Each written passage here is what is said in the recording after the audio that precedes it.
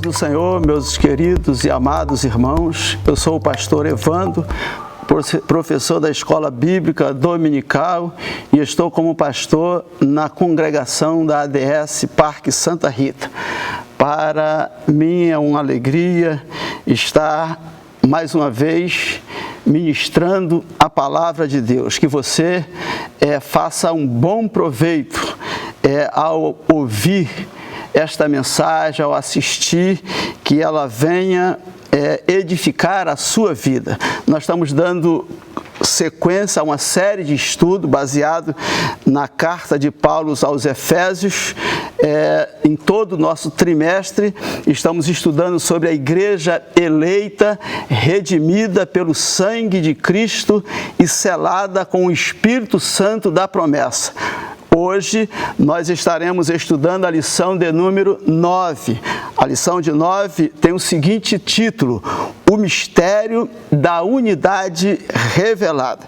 Nesta lição, nós faremos uma breve exposição onde discorreremos sobre o maior mistério de Deus na história. Esta passagem que está exarada no capítulo 3 da carta de Paulo aos Efésios, no primeiro versículo até o versículo de número 13, nós podemos dividir em duas partes com a finalidade de compreendermos o que Paulo estava comunicando aos irmãos ali naquela cidade de Éfeso. Em primeiro lugar, o mistério revelado abrange os versículos de 1 ao versículo de número 6. E em segundo lugar, o mistério comissionado, o qual compreende os versículos de 7 até o versículo de número 13. E ao final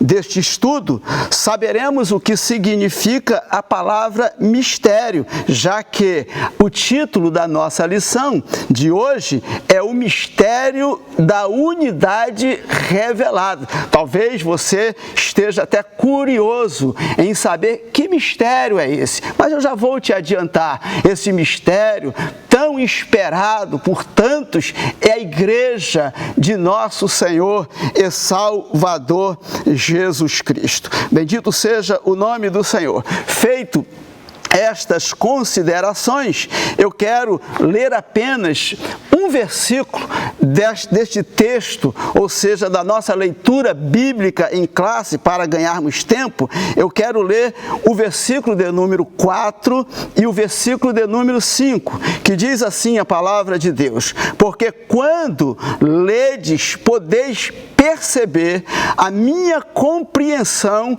do mistério de Cristo, o qual, noutros séculos, não foi manifestado aos filhos dos homens, como agora tem sido revelado pelo Espírito aos seus santos apóstolos e profetas. Bendito seja o nome de nosso Senhor Jesus Cristo. Nós, então, vamos para os nossos comentários da nossa lição. O primeiro ponto, é isso que nós queremos comentar com os irmãos, é o mistério oculto no Novo Testamento. O conceito bíblico de mistério, a palavra grega mysterion, mistério, tem um sentido diferente daquele entendido na língua portuguesa. A palavra em português e em grego não tem o mesmo significado. Em português, ela quer dizer algo obscuro, ou algo oculto, ou algo secreto, algo enigmático, algo inexplicável, até mesmo incompreensível. No grego, ela quer dizer, esta palavra mistério, quer dizer que já foi revelado. O emprego dessa expressão mistério nas cartas paulinas não indica acontecimento futuro escondido no plano de Deus, mas sim a ação decisiva em Cristo.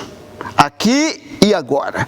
Resumindo, podemos dizer que o mistério, ou mistério de Cristo, é a união completa entre judeus e gentios, por meio da união de ambos em Cristo Jesus. Eu quero crer que é bem edificante nós sabermos dessas definições para que possamos avançar neste estudo, né, sobre esse mistério da unidade revelado.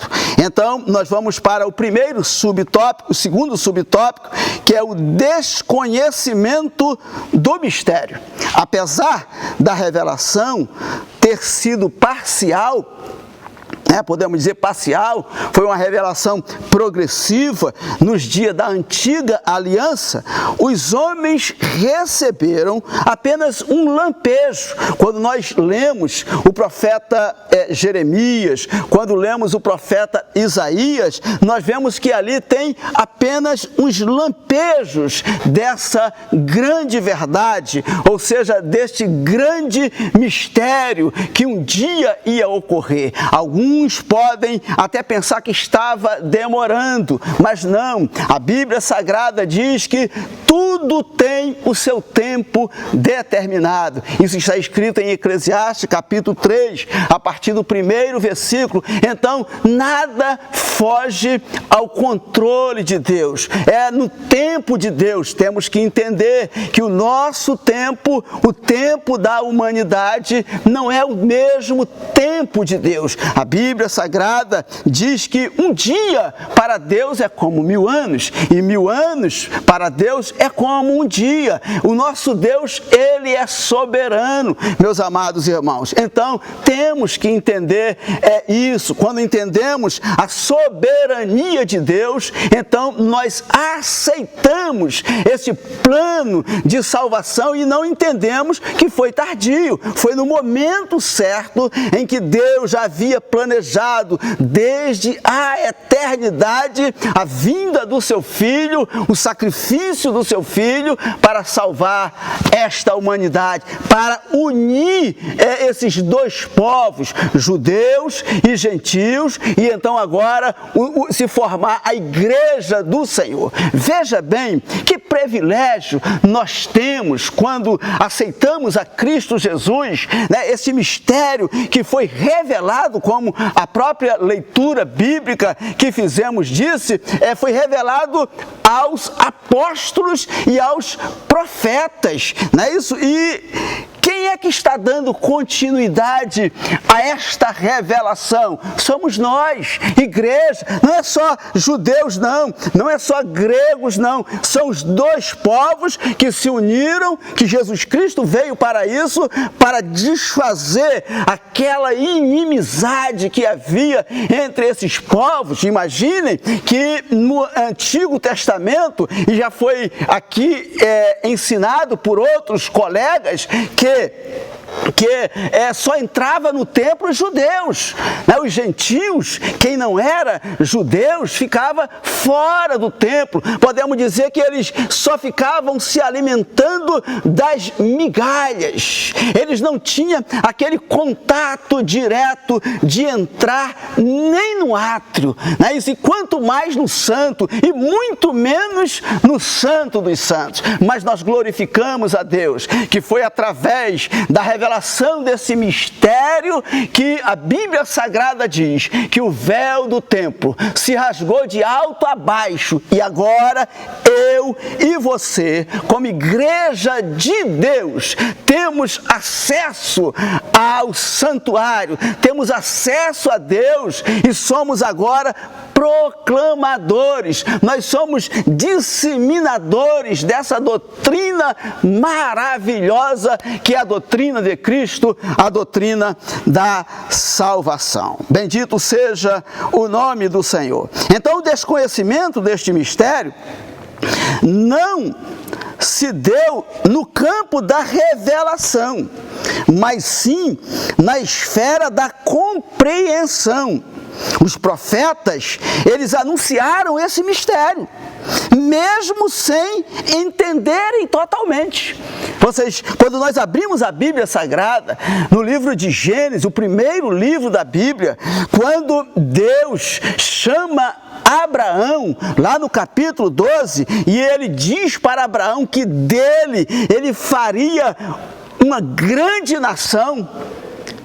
Então, meus amados, veja que era um lampejo de tudo isso que seria revelado nos dias marcados pelo nosso Deus.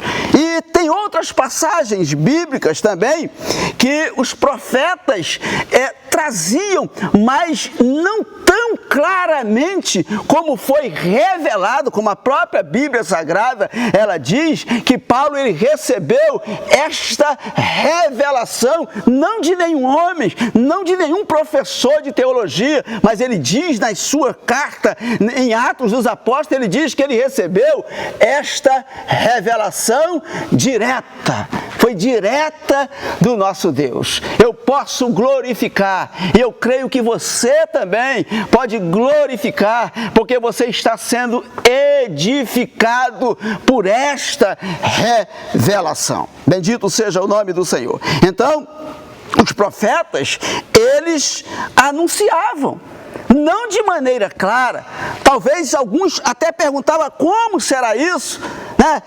Era uma expectativa que eles tinham, eles não tinham uma revelação clara do advento do Messias, não tinha a revelação. O profeta Isaías profetizou quase 700 anos antes de Cristo, mas ele não tinha uma clareza como aquilo ia acontecer.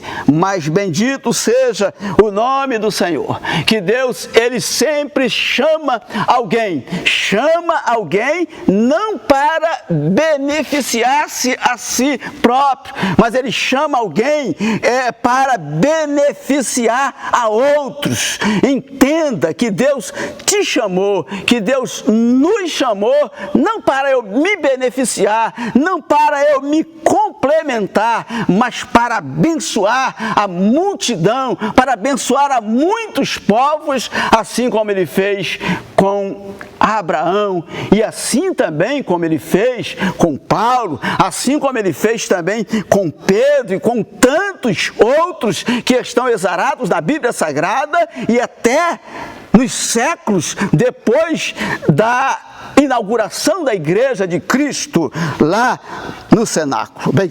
Bendito seja o nome do Senhor. Nós vamos passar para o segundo tópico da nossa lição, que vai nos falar sobre o ministério revelado no Novo Testamento. Então, nós falamos sobre o ministério revelado no Antigo Testamento. Agora, ele foi revelado no Novo Testamento. Então, veja bem que não havia uma obscuridade total desse mistério lá no Antigo Testamento, mas só no Novo Testamento. Mas por quê? Você pode perguntar, mas pastor, por que só foi revelado nesse tempo e não antes? Não é isso? É a soberania de Deus. Não é isso? É Deus, ele está no controle de todas as coisas. Ele acompanha o desenvolver de todas as coisas. Nada foge ao controle do nosso Deus. Então, o mistério revelado agora no Novo Testamento. Apóstolos e profeta. Foi através dos apóstolos e através dos profetas. Aí existe uma pergunta: quem são esses apóstolos e quem são esses profetas? Os apóstolos, é mais fácil de nós chegarmos a uma conclusão. Os apóstolos são os 12 discípulos escolhidos por Jesus, com a exceção de Judas, que foi o traidor. Mais tarde, após a ascensão do Senhor, então se escolheu Matias e tomou o lugar de Judas. E Paulo, que foi comissionado por Jesus no caminho de Damasco. Então, a respeito de quem são os profetas agora. Então, essa parte de apostolado, a pessoa compreendeu. Eu compreendo. E os profetas? Os comentaristas bíblicos, estudiosos, podemos dizer teólogos, eles não são unânimes, mas nós queremos aqui adotar a explicação mais simples e menos complicada. Não vamos complicar, mas simples e menos complicada. Os profetas mencionados aqui por Paulo são as pessoas que tinham uma proximidade com os apóstolos como Ágapo. Então, a palavra de Deus cita em Atos capítulo 21 e versículo 10, que nós não vamos ler, mas você pode pegar a sua Bíblia e ler em Atos capítulo 21, versículo 10, e lá está o nome de Ágapo, dizendo que ele era um profeta.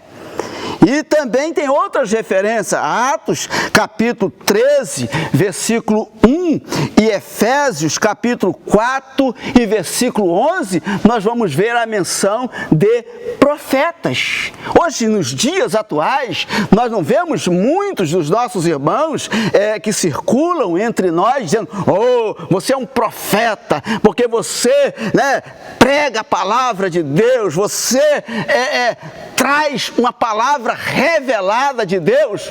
Então, já existia essas vozes no início da igreja lá em Jerusalém, e nas redondezas de Jerusalém já existia esta classificação de profetas, não só de apóstolo, mas de profeta. Então, Paulo, ele deveria estar se referindo a esses irmãos que eram chegados, que tinham proximidade, que tinham uma comunhão mais estreita, podemos dizer assim, com os apóstolos.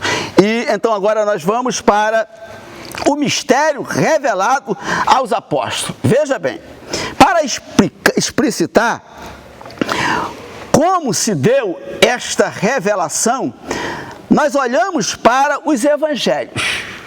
Se você puder abrir a sua Bíblia, em Mateus capítulo 28, versículo 18 a 20, diz assim a palavra de Deus. Não são palavras nem de apóstolo, são palavras do próprio Jesus. Veja bem a revelação dada aos apóstolos. Diz assim a palavra de Deus: e chegando Jesus, falou-lhes dizendo: é-me dado todo o poder no céu e na terra. Portanto, ide, fazei discípulos de todas as nações, batizando-os em nome do Pai e do Filho e do Espírito Santo, ensinando-os a guardar todas as coisas que eu vos tenho mandado. E eis que eu estou, veja bem, eis que eu estou convosco todos os dias até a consumação dos séculos. Nós observamos aqui que ele diz: portanto, ide, fazei discípulos de todas as nações. De todas as nações. Então, não estava dizendo: olha, vocês vão só fazer discípulos de judeus. Não, de todas as nações. Olha só, a revelação chegando para os apóstolos. Até foi um pouco difícil do apóstolo Pedro, quando a gente lê Atos dos Apóstolos, capítulo 11, nós vamos ver uma dificuldade do apóstolo Pedro entender isso, mas ele entendeu, porque ele já havia recebido a promessa, ele já tinha sido revestido do poder de Deus, já tinha sido batizado com o Espírito Santo. Então não foi tão difícil dele chegar à conclusão dessa revelação, que não haveria mais essa distinção entre judeus e gentios. Agora era a igreja viva, o corpo vivo de nosso Senhor e Salvador Jesus Cristo. Então, o mistério revelado no Novo Testamento, então depois foi revelado, nós temos Paulo, fazendo menção de Paulo, também de Pedro, como já disse.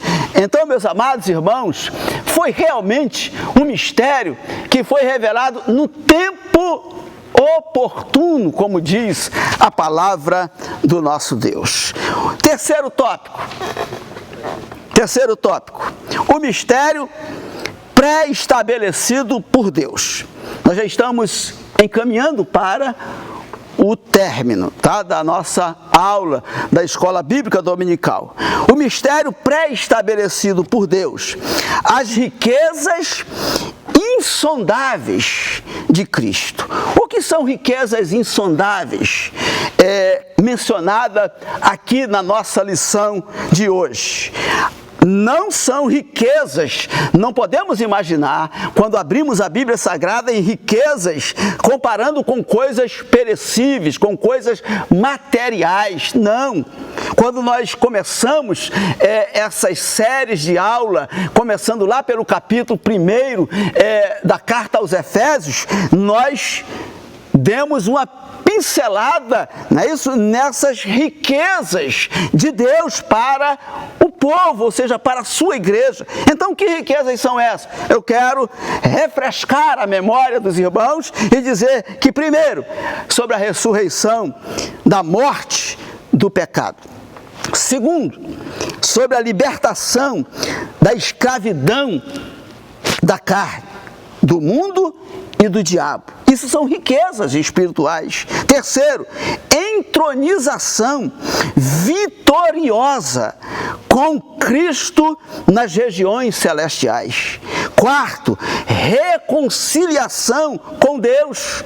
Quinto, o ingresso da família de Deus. Sexto, a herança gloriosa em Cristo no novo céu e na nova terra, ou seja, a nossa ida para a eternidade com Deus. Essas riquezas são muito mais valiosas do que todos os bens terrenos ou do que qualquer pedra preciosa ou qualquer bem ou qualquer moeda que alguém adquira enquanto estiver vivendo aqui. Graças a Deus, nós estamos assim então encerrando a nossa aula da Escola Bíblica Dominical. Espero que você tenha sido edificado, porque é a palavra de Deus. Eu espero que você não tenha mais nenhuma dúvida sobre esse mistério revelado aos apóstolos e aos profetas. Que mistério foi esse? A igreja de nosso Senhor Jesus Cristo, o corpo vivo que tem como cabeça Jesus Cristo. Que Deus abençoe a cada um de vocês. Nós queremos orar pela sua vida neste momento, pedindo ao Senhor as suas ricas e poderosas bênçãos. Veja bem, ricas e poderosas bênçãos, primeiramente espirituais. Então oremos ao Senhor. Eterno Deus, Pai de nosso Senhor e Salvador Jesus Cristo, nós te glorificamos, Senhor. Nós te exaltamos uma vez mais por esta oportunidade que tu estás nos dando, de ministrar a tua palavra, sabendo, Senhor, que muitos serão edificados pela tua palavra, pela revelação, Senhor, da tua palavra, por esse mistério, Senhor, revelado a nós e pela nossa responsabilidade de, como igreja tua, Senhor, ó Deus, de disseminar, de espalhar as boas novas de salvação, independente de raça, independente de credo. Ó Deus, em nome de Jesus, eu declaro uma bênção especial para cada um dos teus filhos, é o que eu te peço e já te agradeço em nome de Jesus. Amém.